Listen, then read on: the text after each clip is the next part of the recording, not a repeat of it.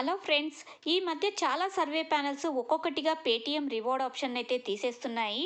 చాలా సర్వే ప్యానెల్స్కి పేటీఎంకి మధ్య చాలా ఇష్యూస్ అయితే ఉన్నట్టు తెలుస్తుంది. అందుకే చాలా సర్వే ప్యానెల్స్ అయితే పేటీఎం రివార్డ్ ఆప్షన్ అయితే తీసేస్తున్నాయి. రీసెంట్గా ప్యానెల్ స్టేషన్లో కూడా మనకి పేటీఎం రివార్డ్ ఆప్షన్ అయితే రిమూవ్ చేశారు అని మనం ఆల్రెడీ వీడియోస్లో తెలుసుకున్నాం కదా. ఇప్పుడు మరొక సర్వే ప్యానెల్ అయితే పేటీఎం రివార్డ్ ఆప్షన్ అయితే తీసేసిందండి. అదే opinion bureau online survey panel. ఈ సర్వే ప్యానెల్లో ఇంతకు ముందు అమెజాన్, ఫ్లిప్కార్ట్, పేటీఎం అనే 3 రివార్డ్ ఆప్షన్స్ మాత్రమే ఉండేవి.